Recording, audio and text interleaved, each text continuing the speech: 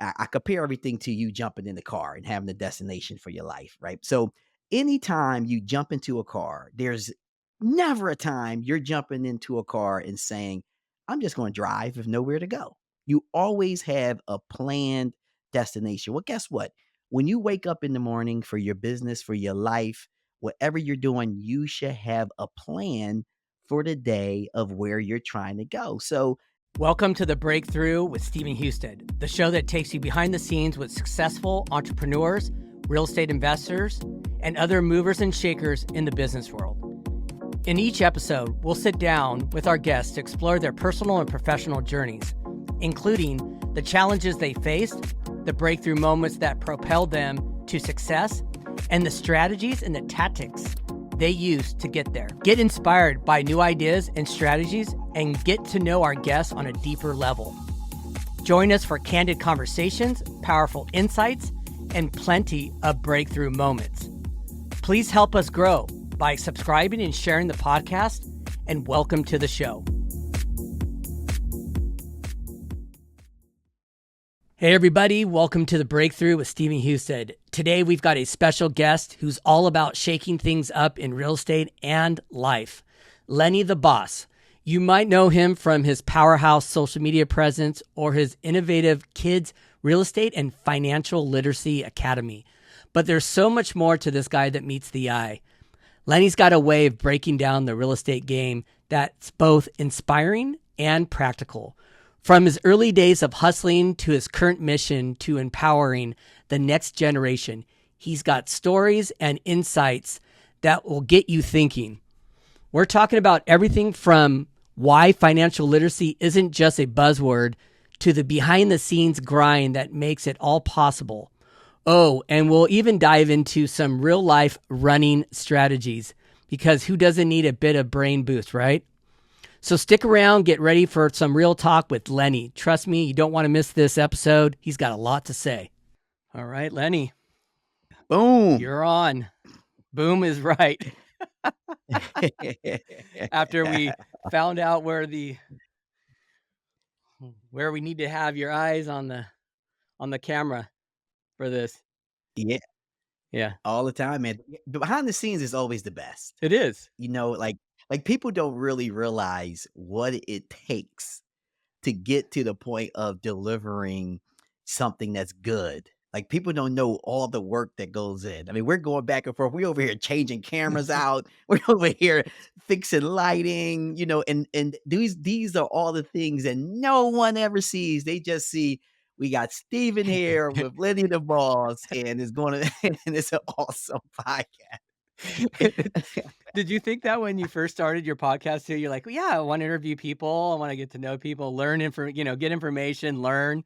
And then all of a sudden you start to do a few of them. You're like, wait a minute, this has way more layers of things I got to learn and do and think about, right? It turns into So much. right? So much, and the funny thing about it is, you know, I have a co-host, and he the one called me and was like, "Hey, let's start this podcast," and I was like in my head, I was saying no everything he was saying, I was saying no in my head until he start touching on these points, and then fast forward, like you said, when you start, you're like, "Oh, okay, cool. Here's the 3 things you have to do." And man, this is gonna be sweet. You come in here and you set up and you talk about some fantastic value stuff, and then you hit the off button and that's it. Like, I wish. Complete. I've said this, I've said this before on mine. Uh, I don't even know. Maybe I said this on yours. I can't remember, but I remember going, oh, I really want to start a podcast. I like talking to people. But, I think with my quote unquote ADHD and anxiety and all this, it's been really hard growing up to just sit there and really focus on what people have to say and what they're saying. Like my brain is going so quick. I'm thinking about a million other things, even though, and I'm still focusing on them. It's like a game. It's a serious game of just paying attention and being present with what people are saying. And the podcast has created that now. Like now I'm Mhm. much better at focusing on what people have to say. That's not what it was in the beginning, but it really scared me in the beginning. Like I was really nervous about it. It was just super Wow. stressful. So you're saying that doing the podcast actually helped you out? I think so. Yeah. Yeah. Wow. And Wow. you know what? And I'll tell you another trick, and you're gonna like this trick, because I know what you're doing as far as exercise is concerned. But I Mhm. got into running end of October of 2023, Okay. and I just noticed every time I'd run, 20, 30 minutes, my brain would just kind of cool down. I was way more calm, way more Mm. focused. And one time I went on a run before a podcast Mhm. and got into the podcast, and I was just like so relaxed and the conversation went Wow. good instead of being so wound up. And that's just typically how I run. I'm a pretty wound up person. I'm always just like, Mhm, ah, mhm. and that's anxiety, right? Whatever it is. Anxiety, ADHD. I got diagnosed, and supposedly I do have like severe anxiety. So, but the Okay. fact of the matter is it feels like you're just wound up. So yeah, that's where it's at. So I know you've been Interesting. running.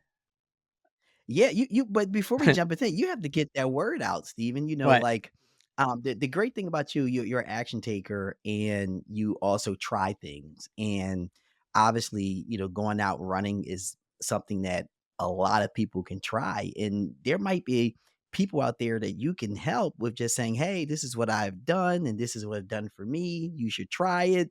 And you should get that word out, man. You gotta get that word out because I'm pretty sure that there's gonna be thousands of people who's going to knock on your door 6 months, a year, or even years later saying, "Steven, I watched your podcast and you told me to go out there and run before I get into an activity, and I did that and it changed my life." So, Steven, you're holding some information from a lot of people that you got to get the word out, man. Got to get the word out. I think, honestly, I have been in mostly in Instagram Okay, stories. I good. talk about it a lot. And then I got then I started going down a weird rabbit hole of, okay, am I talking about this too much? You know what I mean? Like you start to get really Yeah. hyper focused on something. You just want to keep telling people, but it's like, okay, I don't know. Maybe I've said enough, but uh fitness, cardio is for me, it's what saves me. I can care less Wow. about looking good more than how I feel. Feeling good is where I need to Wow. be.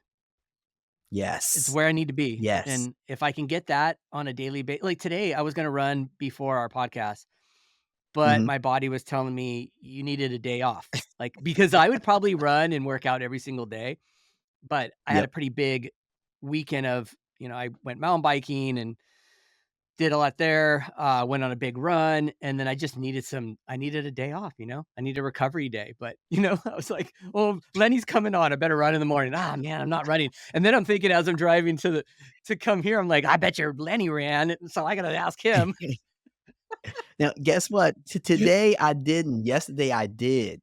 Now, let me tell you about yesterday. It's pretty interesting because I woke up feeling amazing. Like it's been a long time since I woke up feeling super well rested, focused.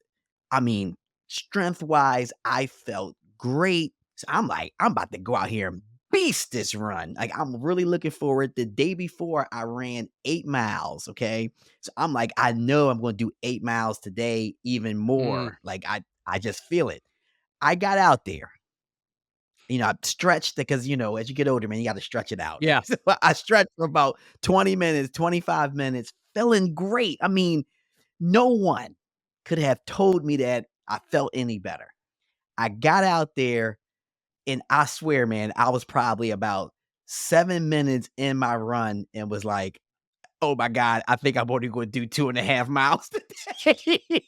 I don't know what happened. I wound up doing 6 because I pushed myself to that point, but it was weird on how I went in feeling great, feeling amazing, but I'm not even a mile in, or maybe, no, not even a mile in, almost a mile, and I'm already, telling my mind, which is the wrong thing to Mm. do, "Oh my god, I gotta cut this run short," but I pushed myself through. I did 6 miles, but I just found that to be very weird. Well, I don't find it to be weird because I think I go through Okay, that all the time in running and for really? cycling. The first couple miles, it's kind of that, the self-talk kicks in. "Oh, I don't wanna do Mhm. this. You shouldn't do this much. Let's cut that ride short. Let's cut that run short. You don't need to go that Yep. distance." But how did you feel once you're really into it, like 3 miles in? Then did your were you changing your thought process at that point?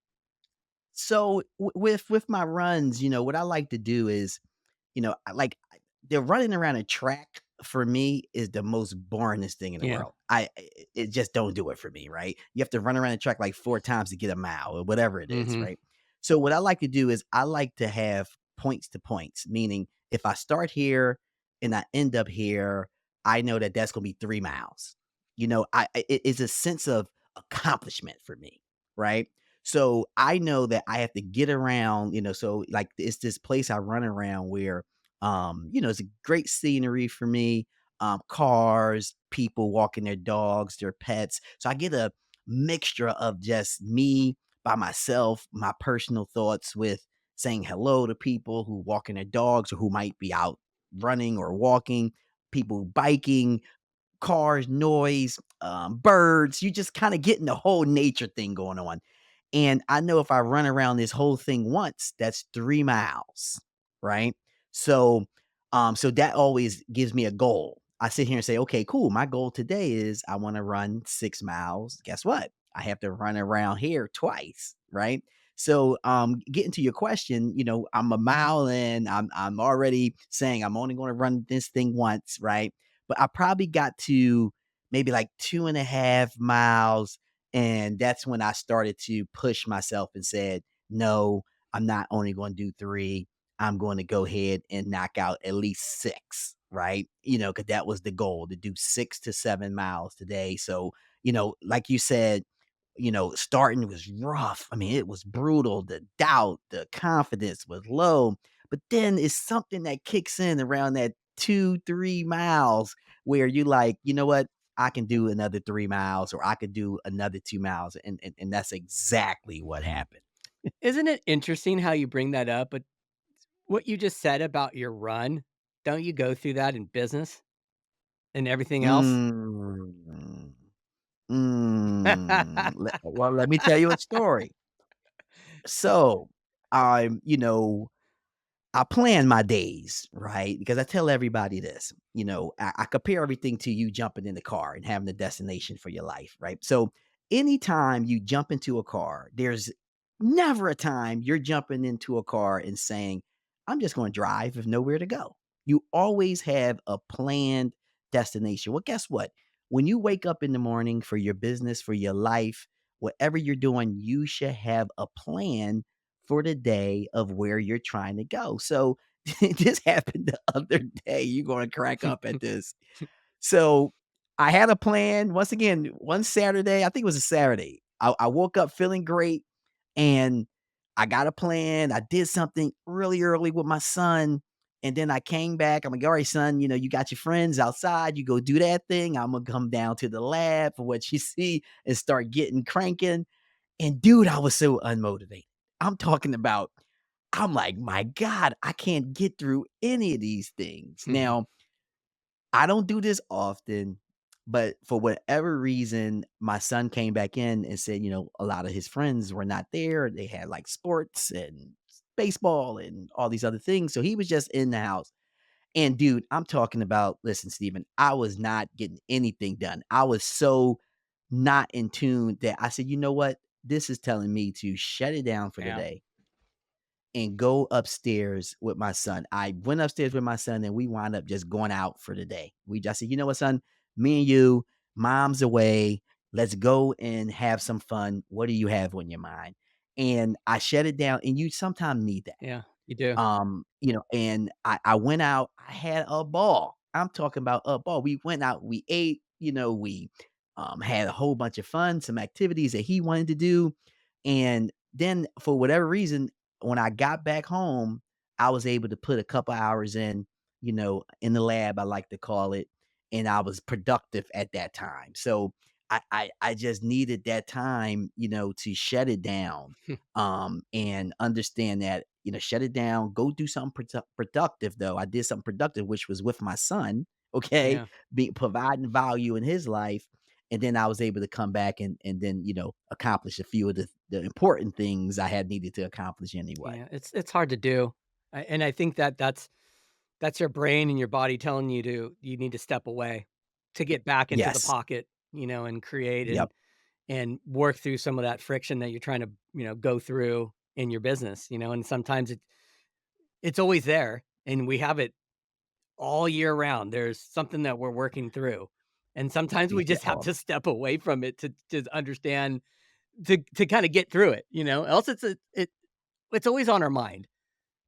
It's Always. always, Always. which is a Always. blessing and a Always. curse. When it's on your mind, that means you're, really actively focusing on moving forward. Um, but it's also on your mind that can weigh you down too. Yeah, Imma share something.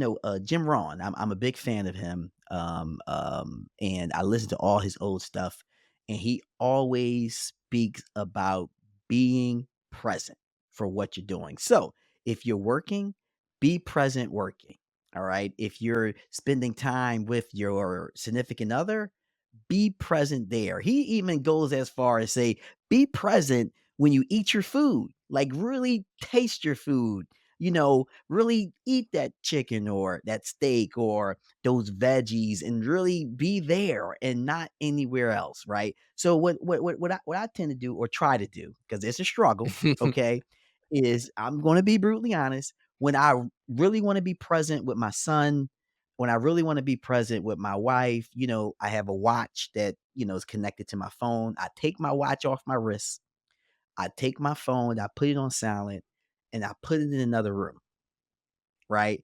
And what that will allow me to do for the most part is I'm not running to my phone to look at what text messages or emails I got, or if I got any messages on social or anything like that. Is forcing me to be much more present with them, which is gaining quality time with them, quality time with myself as well, right?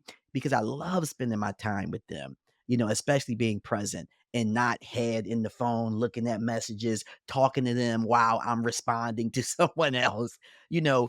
So that's one technique that I have to say, Stephen, that works for me is taking this watch off because a lot of people going to tend to try to sneak and keep that watch on, right? No, Start no, doing no, no, this. no. It's Take, take that watch off. I'm on to yeah, you yeah. guys out there. I'm on to you, but take that watch off because look, at the end of the day, truth be told, Steven, think about it, man. If you message me at 1 o'clock p.m.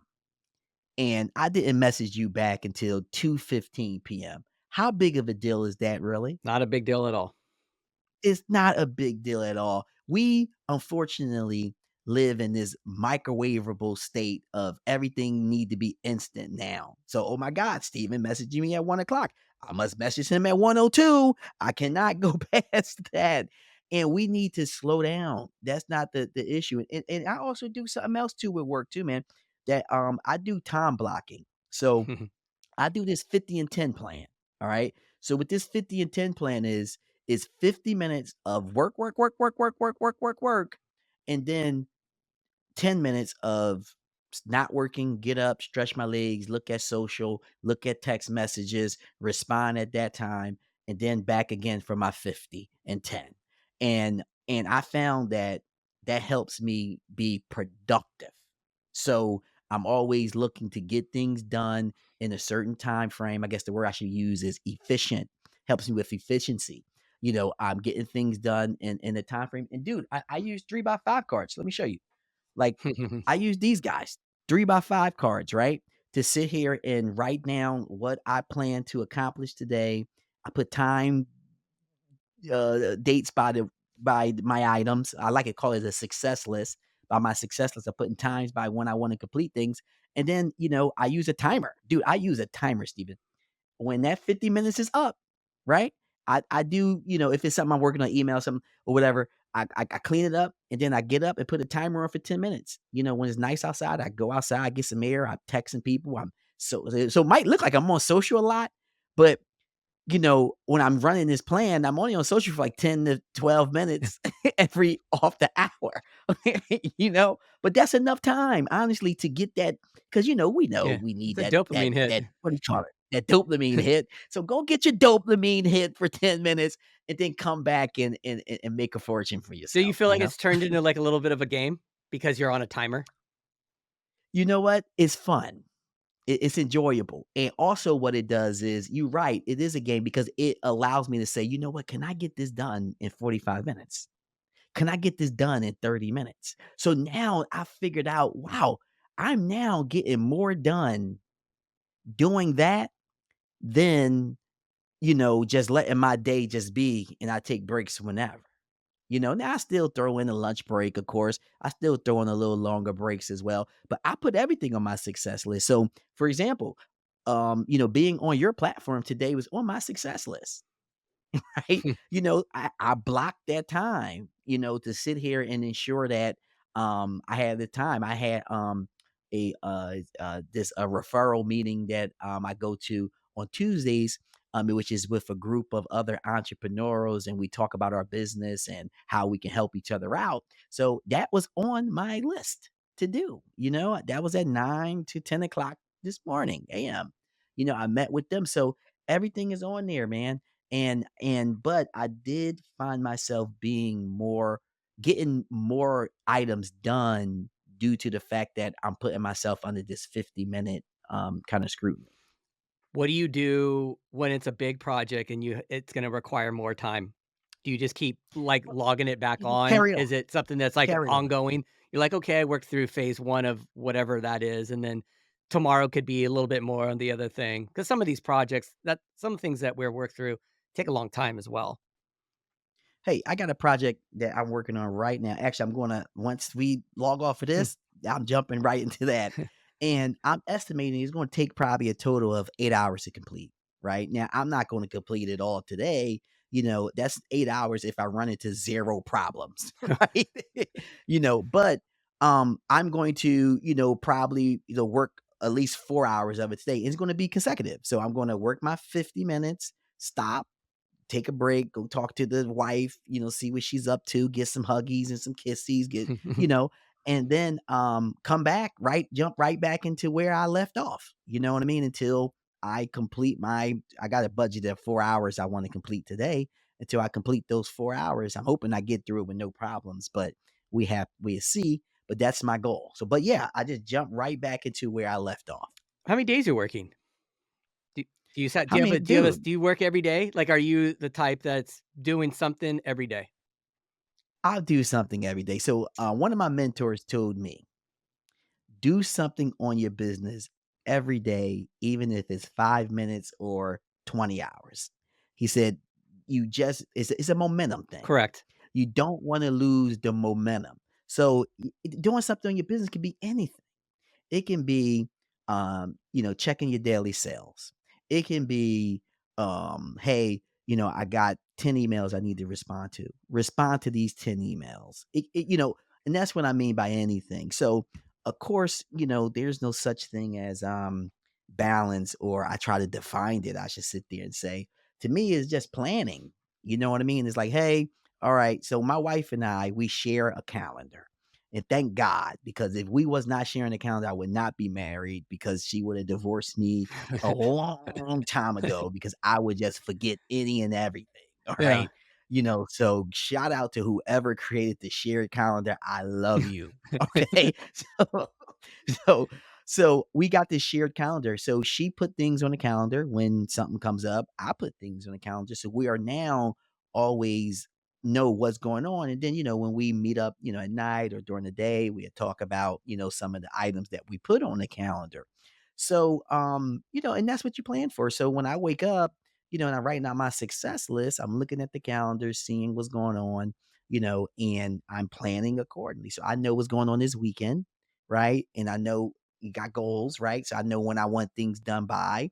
So I'm like, okay, my son has because I'm his football coach, so he got football on Wednesday. I mean, sorry, he got football on Saturday, and he got football on Sunday.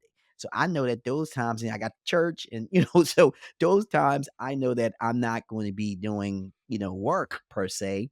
So how can I work, around it, and what's important. I also want to spend some time, with the family, kind of doing some family stuff, if that's sitting around goofing off at the house, watching movie, going to the park, whatever that is, I want that. So I have that in there too. On my success list, I have family time, Steven. I put it on there, man. Now, don't tell my wife, I'm looking back, that I put that on my success list. She just thinks I'm a really good husband here, right?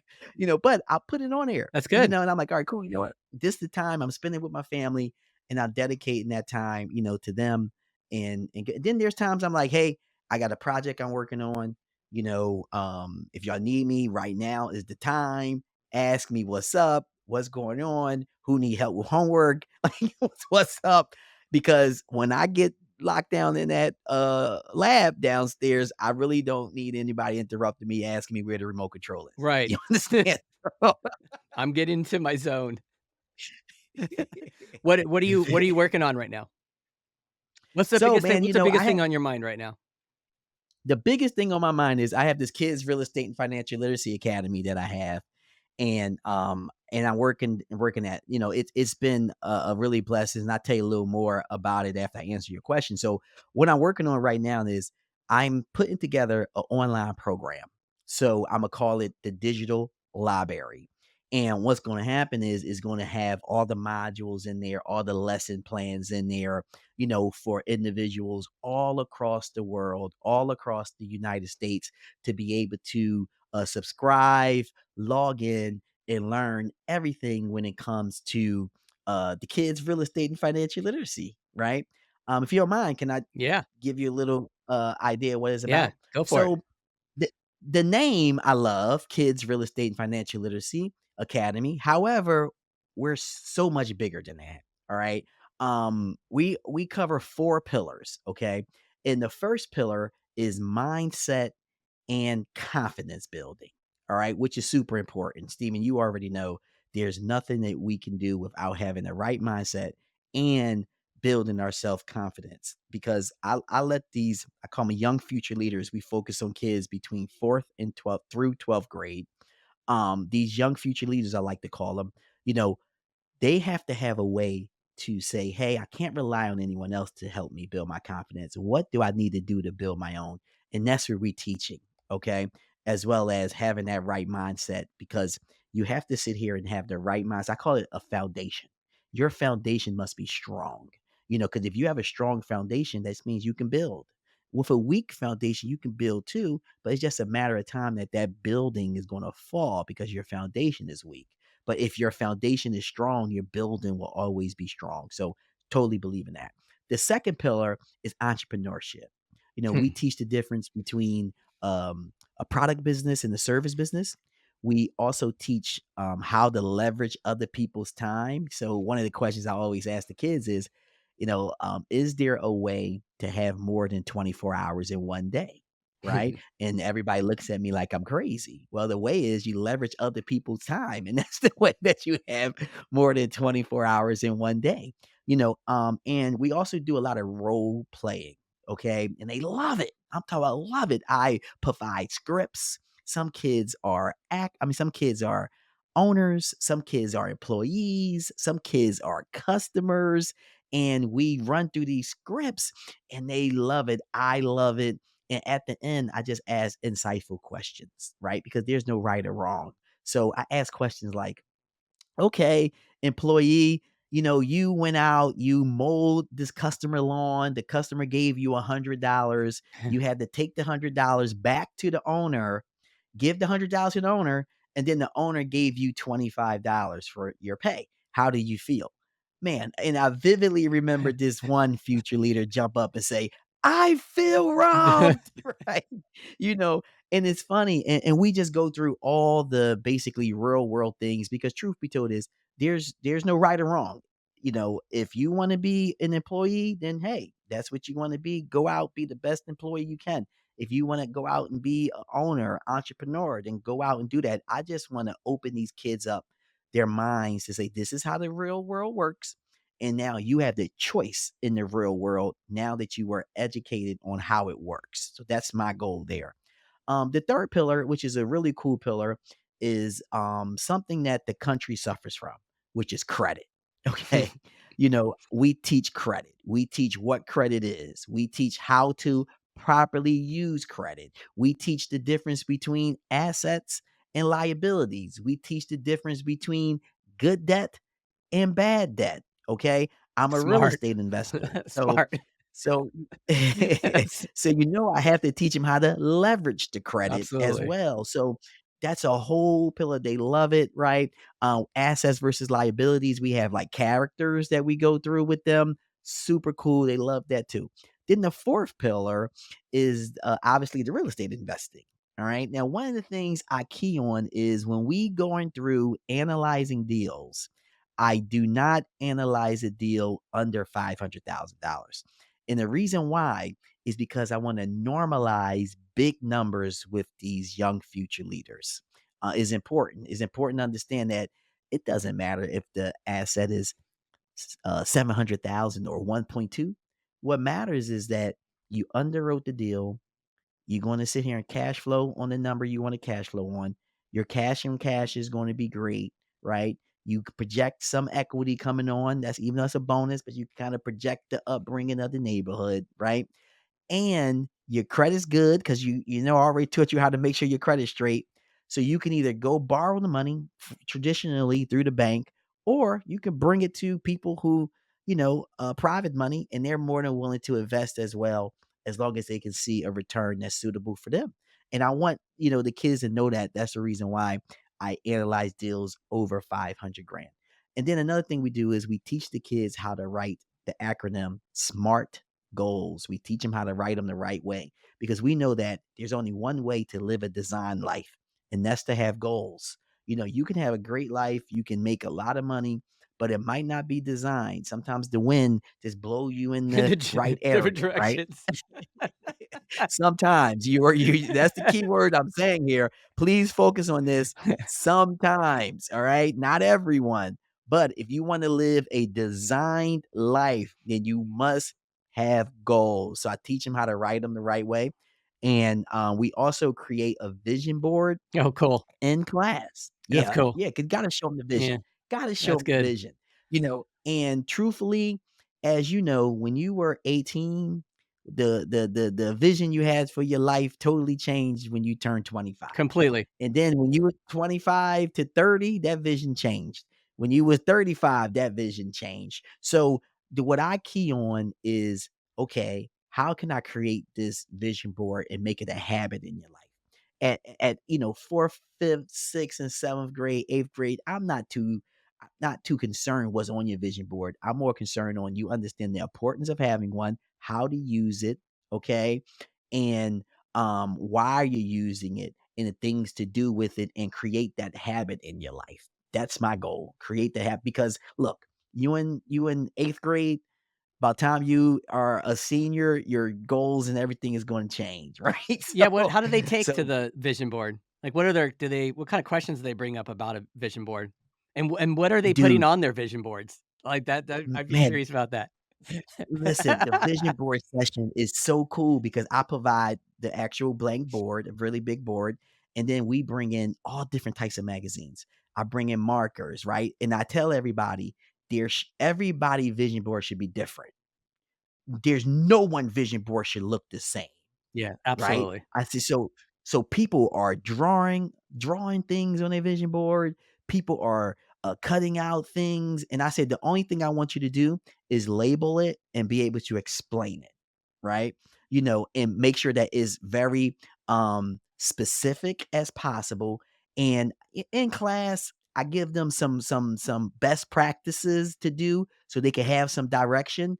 And then I walk around in class and I kind of help them out, help them during the way. But it's exciting for them. Truth be told, is Stephen, I mean, it's like they all done it before. So it amazes me. But when I ask the kids, have they done a vision board before? They say no. I heard of it, but I never actually put one in place. But I guess through all the classes and all the teaching and just the direction of how to accomplish this vision board, I mean, people put on there, what they want to do with their family. People put on there, obviously, what they want to be when they grow up. People put on there Even like some funny I things they want, bet. yeah, some funny stuff. From games they want to Mm. do. A lot of kids these days want to be gamers, I guess, due to YouTube and stuff like that. And I mean, some people have yachts on there, and I mean, big houses. And also, I failed to forget mention that we do this big dreaming session. So I bring the kids up right on stage, and I make them close their eyes, and you got to dream. Tell me about where you see yourself, what you want. And this one kid vividly was talking about a beach house that they had in Florida. And I mean, he started from the front door. He said, "This is what the front of the house looked like. This is how many floors it is, the color." He walked through the door and said, "When you look left, this is what you see, a living room. This is in the living room. When you look right, it's the dining room. When you keep walking, you walk into the kitchen." He tells me about the kitchen. And then he says, "You walk out the back onto a patio." And then he says, "Off to the left is where all the adults go and my parents for drinking." I mean, oh my God. And listen, he was laying it out. I thought I was in a movie. That's a I said, visionary "Where's the for you. popcorn?" Yeah. But that didn't stop. He said, "You keep walking down to the sand of the beach. And then after the sand is his dock where he got a yacht." I mean, the kid had it together. You know what I mean? I actually told his parents, I said, "You better continue to invest into um just his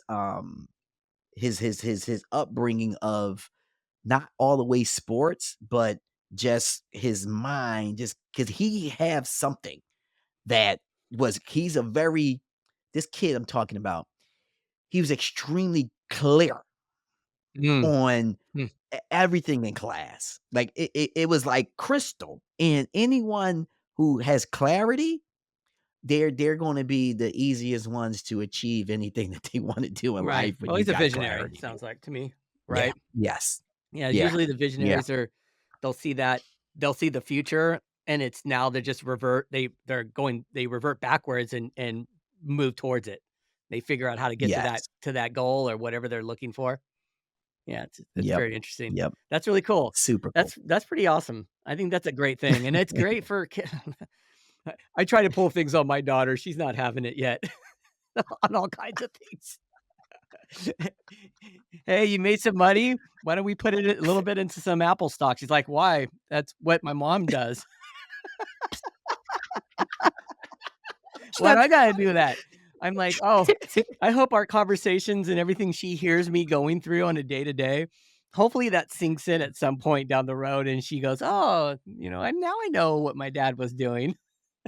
That's funny. But just to add to that, we run classes out of Marlton, New Jersey. However, I do travel, Stephen. I actually "Oh, did you do? a That's cool." yeah, yeah. I did an event out in Riverside, "Oh, California. wow." We did a 2-day event. So obviously I'm on one coast. So for those who don't know the map, right? New Jersey is on the far east coast, okay? And I flew across the whole entire country to the west coast in California. And we did a 2-day event out there. I'm actually working with a TD Bank. We're supposed to put on an event out in Detroit. So I'll be going to Detroit. I have been to obviously Pennsylvania, working with some schools, some after school programs. I have been to Delaware, and I'm looking to go to Florida. And if there's anyone out there that deal with the youth, right, and you can get some kids together within that grade range, 4th through 12th, I'm your That's guy. Give great. me a buzz. That's awesome. Let's talk. That's good. I like it. So what have you been doing as far as summits?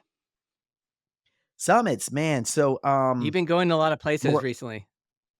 Yeah, so I recently just got back from one. So I went to this last week. I was in San Diego, once again over there in California. I went to a MTR summit, right? And it was great, man. It was probably over 500 people there. A 2-day event, really a 3-day event because the first day was like heavy networking. And one of the things I love by going to events is a couple things. One, before I even sign up to purchase a ticket to go to an event, I ask myself a few questions. And the main question I ask myself is, why am I going here and what am I looking to get out of it?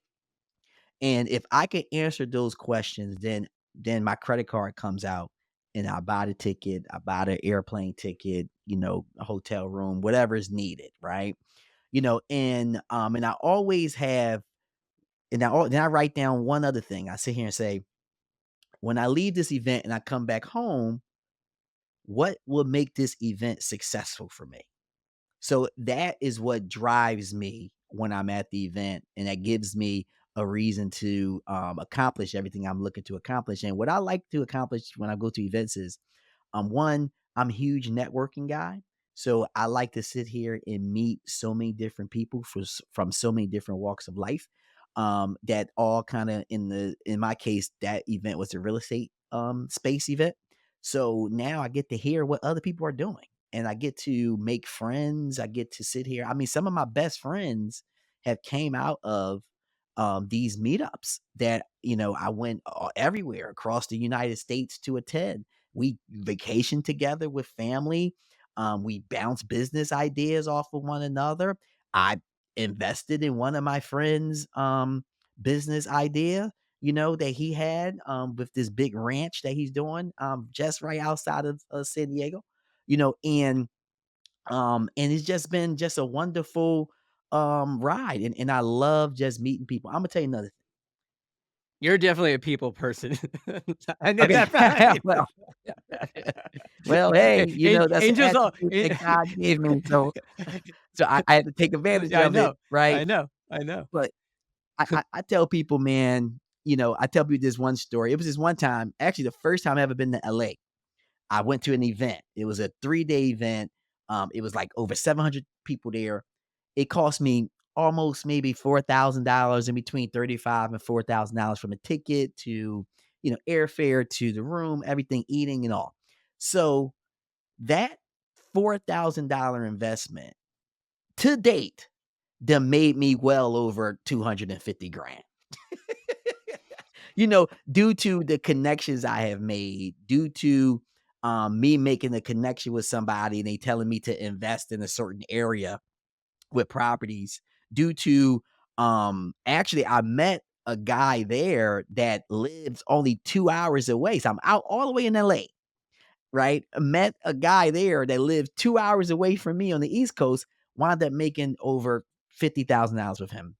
You know what I mean? So and that was all off of just one, a $4,000 investment rounding up, and then two, having a reason why you're there. And my reason 90% of the time is just to meet people and Networking. continue to network with them. Networking Yep. it that's the biggest takeaway. I mean, it's good to go into these, groups and listen to the speakers and everything, and that's fantastic. It's always good. It gets you pumped Mhm. up.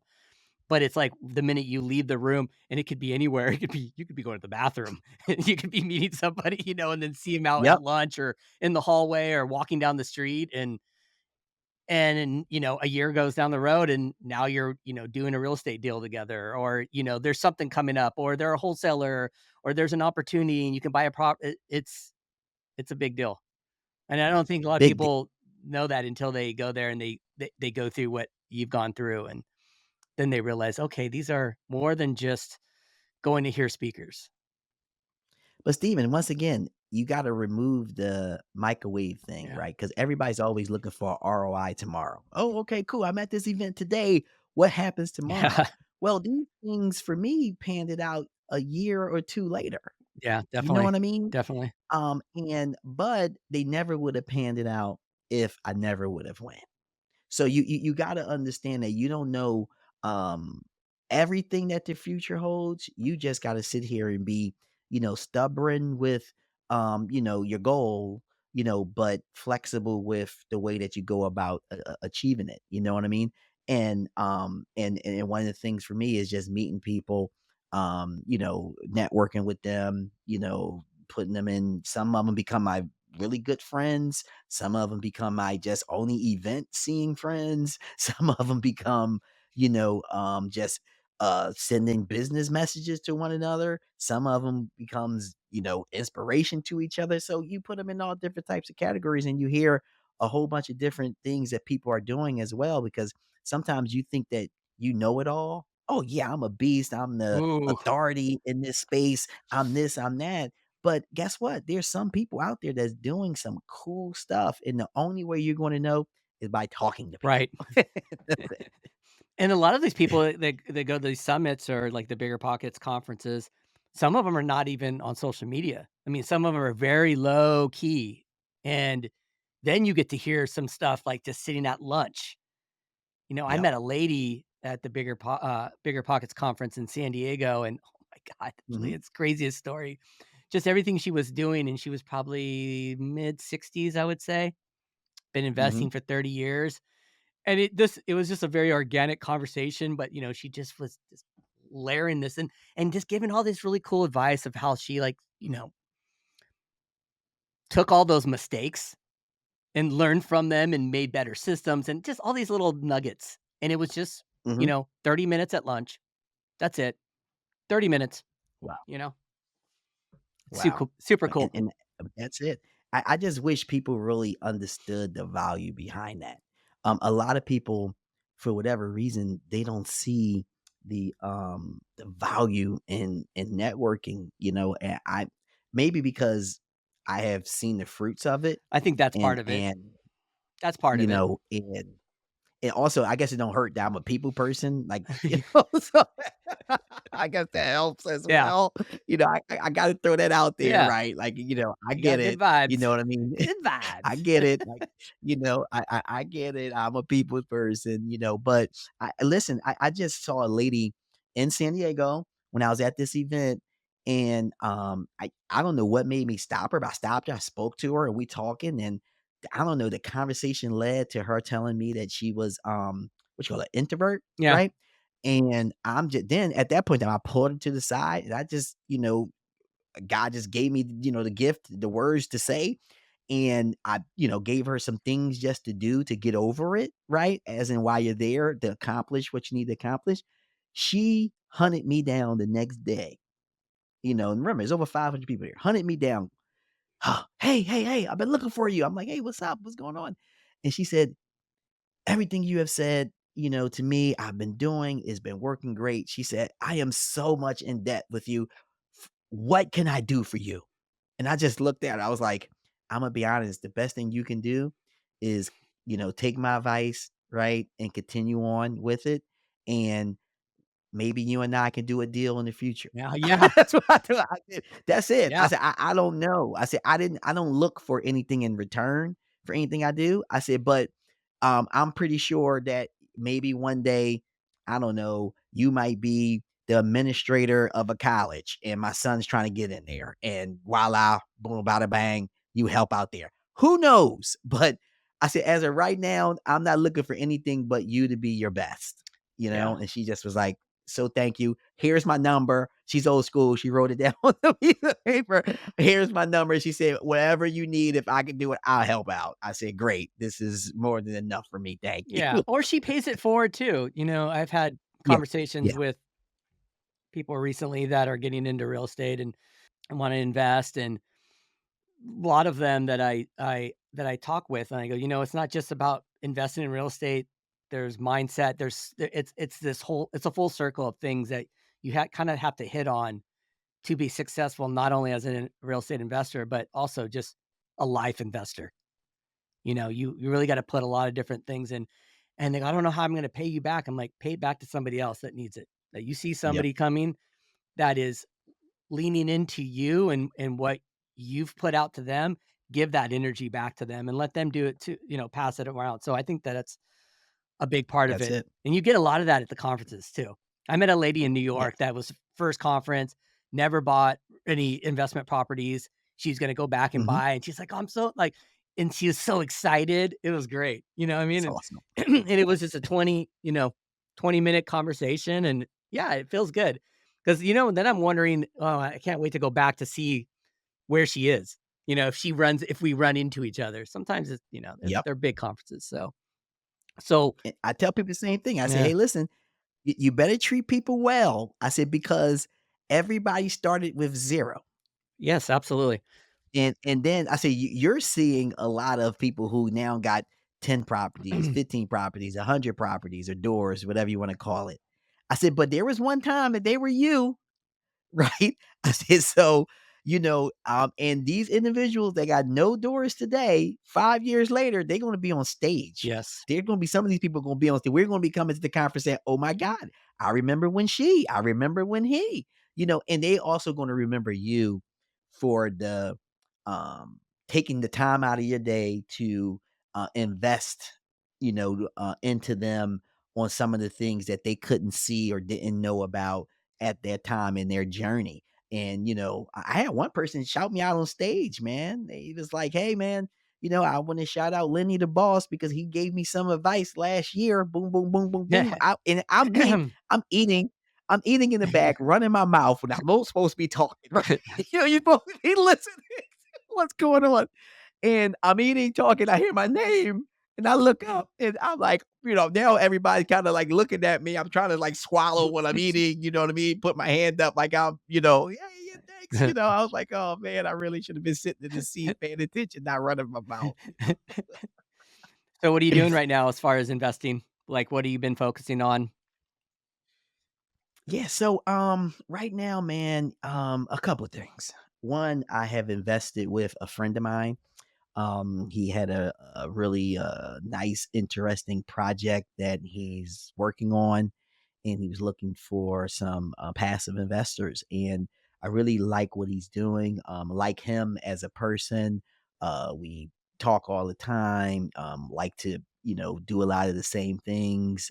His better half know my better half. We hung out on boats and stuff like that together. So, um, love that guy a lot. So I decided to invest with him. That's one of the things I did. Another thing too is I'm looking in this market where it potentially has some opportunities to do some flips. So, I have someone out here, kind of like a partner, who's doing some research to see if it does. And and then secondly, we're doing some I want to consider myself on the ground level of this, right? Where we're doing some research on kind of like sober living. So we're just kind of doing some research that nothing, we didn't make a move or anything like that. We're just trying to see, does it make sense to bring something like that into our portfolio? And we're just doing some investigation or research type of stuff right now. So those really the things I'm focusing on. And what do you currently invest in? So I currently have some long-term rentals, right? Which are all in New Jersey. And I have some short-term rentals, which is out in Myrtle Beach and in the Smoky Mountains of Tennessee. How's your Smoky Mountains performing? Smoky Mountains is performing well. Um, Obviously, it was a little decline, in the market, but the great thing for us is we bought at the right time. So we have a lot of room to play with our daily night, you Mhm. know, rates and stuff like that. So we have some room. And it's hey, look, back when it was the pandemic, woo, I'm telling you, the money was just falling out of the sky. You know what I mean? So and I have to be honest, the money is not falling out the sky, but we're Well, we're still in the green. what We're year did still you in the buy? green. What year did you buy? Because it all you're gonna tie it into the interest rate, which is the savior of So everything. so yeah, so I'm 3% interest rate. See. Ah! Yeah, yeah. I'm 3% interest rate, man. So, and that's what I mean. That's the reason why we have, because, like I just was looking at some numbers, and one of our cabins we paid brand new construction. Back then it was like 647 or something like that, 647,000. And with 3%, I think our mortgage is like, I don't know, 3,200, 3,300 bucks or something like that, mortgage insurance and all that. And now I'm looking at the deal is like for 650, and with the interest rates, it's like $6,000 for the mortgage. I'm like, I can't buy this. You know what I mean? So it's just pretty interesting. And that was looking at like a 3-2, which my cabin is a 5-5. You know what I mean? So, with appreciation of the property values and the interest rates going up, it makes it a little tighter. I think what it does is this. and you tell me how you feel about this. So when short-term rentals came about, I think the viewpoint got screwed up because a lot of people start making a lot of money with it. The whole viewpoint of getting in short-term rentals was you can make more money on this one property doing short-term rentals versus long-term. That's the goal, Right. right? Long-term, you make 400 bucks of cash flow, but short-term you can make 1,000, and that's supposed to have been fine. But somewhere in the dialogue somewhere, people thought that you were supposed to be making 3,000, 4,000, $5,000 on average a month. And if you're not making that, then it's not a good deal. And it's just like, no, like that's wrong. It's you really supposed to be looking at this. And I want to hear your opinion on it, but you're supposed to say, hey, if I had this as a long term, this is what I would make. But if I short term rental this, then it would make much more money from an annual perspective. So what are your thoughts about that? Well, we bought a cabin in the Smokies back in 2022, I think, May. Was it May? Hmm. Or was it 23? 23? Was it right when the rates were starting to crank up? And Okay. we bought it off a 23. tired landlord, and Okay. he was self-managing it. He owned 3 on one street, Ah, amazing views, mhm, and he was charging $350 a night, and he was book solid, but it was during, we were still in COVID. So I guess it was 2022. Um, okay. and we looked at it, he had terrible photos, terrible furniture. I'm like, "Oh, we're just gonna go in there. We're gonna do new photos. We're gonna update the interior.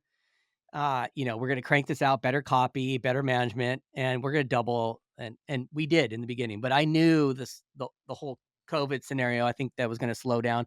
That was something I was trying to analyze when I was talking to a lot of people from, like, the short-term shop, was I don't Mhm. really care about what was going on during COVID. What was going on in 2018? Yeah, That's what yep, yep, I wanna know those numbers. And we were doing a DSCR loan, and okay. when we're in escrow, the rates were shooting up. And I think, Mhm, we bought at 1.1. We put a little almost 375 down, I think, and our payment's okay. 5 grand. True. 5 grand. And then that, and obviously the market shifted.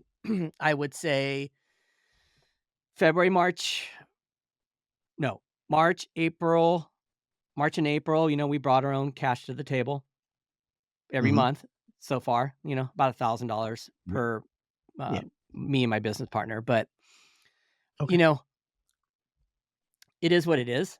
We're doing Mhm. now is trying to just work on making the cabin better. Amenities, small amenities, you know, Yeah. little bang for your buck. But I never went into it thinking I was going to make, 5 grand in cash flow a month after expenses. I was Mhm. pretty, clear on that part of it. I knew that we could get software and run it pretty lean and, not have to put it, and we don't put a lot of time into it. I mean, we have software and everything works, you get a couple guests, you know Automation. what I'm saying? Like if you can get systems Mhm. in place and you got software using Hospitable and things like that, it's pretty self-sufficient, Yeah. But Yep, then yep. sometimes it does, it seems like then you have points where everything goes wrong. And it could be on You're several right. places, right? This one day you wake up, you got a water heater going out, you got this guest complaining about this, you got Yeah, this. It's like, and it's almost yeah. like it hits you at first. You're like, ah. Then you go, okay, calm Mhm. down. What do I got to do first? All right, who do I got to call on this? You know. Yep. So, but But that's business, that's right? Like, business. what business that doesn't Well, go that yeah, way? yeah, yeah, yeah. It's Well, and like but go ahead. I think in the beginning for some people it is a little overwhelming, but you need to know Mhm. to just kind of take a step back, think about what you got to do, who do you got to call, especially in the Smokies. Smokies is a pretty well-oiled machine. There's a Yeah, person for everything, everything. right? It is Yes. one of those markets where, Thank God. thank gosh, yeah, because if you have 2 handyman that can't reach out, I mean, you one Google search and you got about another 10, Yep. right? So, That's so true. So but true. we're thinking of getting Yes. out of the Smokies actually, and that's nothing against Oh, really? the cabin or how it's performing. We actually like it, but we're moving on to another strategy, and we just, want to get that capital out. We don't think it's going to Okay. appreciate anymore at this point, and it's just sitting. Mhm. So I'm like, well, I have no problem. But what I'm concerned about is something that you just brought up is, you know, we bought at 1.1. Let's just say it's worth Mhm. 1,050,000 now. Someone's gonna have to put Okay. down a lot of cash to get, I don't know what people are. I'm not really following the Smokies market and what investors are doing in the Smokies right now. Mhm. Are investors still buying and just running their number? Like what are they doing now there? Because Well, I I'm not focused up there right now, so I have no idea. I can't totally answer that question, but Imma just take a Okay. guess, right? They're not doing anything. Because I haven't yeah, 'cause I haven't talked to Mm, anybody, you know what I mean? So I don't wanna yeah, sit here, but a couple of things. One, you said cash, right? The one thing about, this, appreciation wave that we had where people were bidding on properties 30, 40, $50,000 over asking price and then coming out their pockets making the difference up between what the their appraisal. asset was appraising Yeah. for. That told me that people got cash because you had to have a down payment, closing, plus the difference Yeah. between the appraisal amount and what they accepted the bid for. And that told me that you had money somewhere. And that I mean, it was out of control. You know that, Steven. Yes. I mean, you couldn't if the price of the property was 250, you knew you was gonna get that property for like 290. Right? Right. Or 300, easy. And then you had to come out your pocket in addition to your regular closing amount and your down payment amount, maybe another 30,000, right? So and this wasn't just for investors. This was for investors. This was for people who's buying their very first home, their second home, whatever. It just was the market. But people were doing it. And I kept saying to myself, who got all this money? Like like West Coast, one East of my Coast. neighbors it didn't matter. My neighbor sold his house, right? And he moved from New Jersey to Atlanta. And he just kept telling me, "Oh my god, they keep bidding, they keep bidding." And the appraisal came in and the person had to come out their pocket $35,000 more. And they did. And I'm just like, there's so many deals that's being closed. Where is everybody? So that tell me that people got money or they can find it. One or the other, right? So that answers that question. You asked the question, how do people gonna have this download? This people got it. It's somewhere and people know how to find Well, it, no, right? I'm Because curious more about this. Are they, because of the rates and everything? Yeah, they got. I'm not concerned about the down payment part. I'm wondering how are they underwriting deals in the Smokies now with these rates as high as they are? uh I You know what I'm see. saying? Well, Like if they you know wanted to what? buy my cabin right now, I'm thinking about it as a buyer. Okay. So if they Mhm. bought it 1,050,000, here's their payment. I know how much I make. Like they're gonna have to bring in more cash than I had to. Well, it all depends on the reason they buying it. Sure. Yeah. Let me tell you a quick story what I've learned. This is not short-term rentals, but this is just real estate investing, right? So I told you I coach my one of my son, one of his football teams, right? So I'm speaking to one of the parents. He owns a construction business. And I'm we talking to each other. I'm telling him I'm a real estate investor. And he started laughing. He said, I got some real estate, but I don't even know how much I make. And I'm like looking at him like, who talks like this, right? He was like, "Dude, I don't even want it." He said, "I think I'm losing." He said, "But what happened is I needed it because my accountant said we can now." Because he said, I was writing Taxes. a check for $80,000. He said, "Now I'm writing a check for Yeah. 20." He said, "So whatever that properties are doing," Yeah. he said, "I don't even Yeah. care." He said, "'Cause whatever." And I'm like, Got "Wow." the And tax so that told benefits. me, Steven, that told me that when you see a property come off the market for a price that it came off of, and you say, "Who bought this property and why did they buy it?" Right? Because it don't make no money. It's impossible, right? But people buy the properties for so many different That's reasons, true. Steven, It's true. and that's what opened my eyes to that. Good. I'm gonna keep that. I hope that's what's gonna go on when we put ours on. What? You don't need to know my numbers. You don't need the numbers. Hey, man, You need some losses. some hey, listen, you might need some losses, And take your maybe family they to might Smokies. some people are cool with just breaking even and they're being able to use it 5 times a year. Correct. That's true. You know, like it's so many different reasons on why people buy properties that, you don't know. Maybe they got a 1031 it and this is the only thing they can find, Right, and they just gotta park you it know, right there. and they just gotta park it right there for now. Yeah, You know what I mean? Man, there's just so many different scenarios, and maybe because I'm such a positive thinker, and I'm like, dude, it's gonna happen, right?